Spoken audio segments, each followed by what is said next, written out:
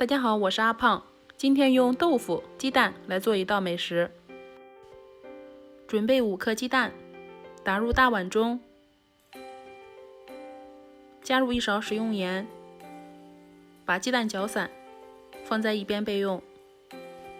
盘子抹上食用油，准备好的老豆腐先切成片，再切成条，最后切成小一点的豆腐丁。切好之后放入盘中，用筷子拨均匀。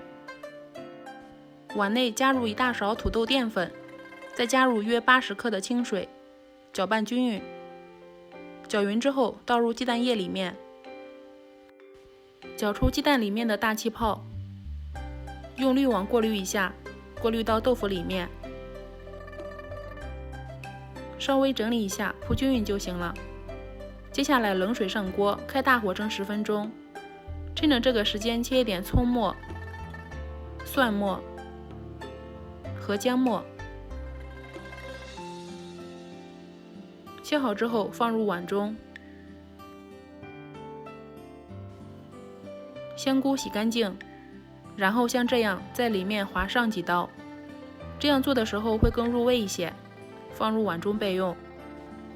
最后切一点肉丁，切好之后放入大碗中，把蒸好的豆腐和鸡蛋取出来，像这样划上几刀，分成小块就行了。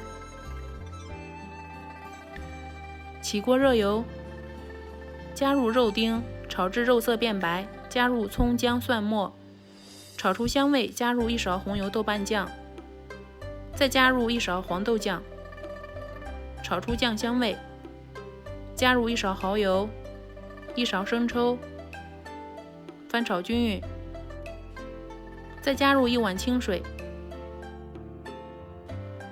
倒入香菇和豆腐、鸡蛋，盖上盖子煮上5到6分钟。喜欢吃辣的可以加一点辣椒。最后翻炒均匀就可以出锅了。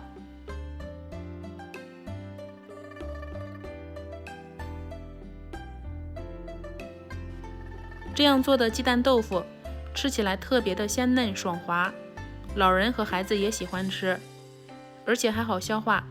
加入香菇之后吃起来就像鲍鱼一样，非常不错。喜欢的话可以先收藏起来哦。谢谢您的观看。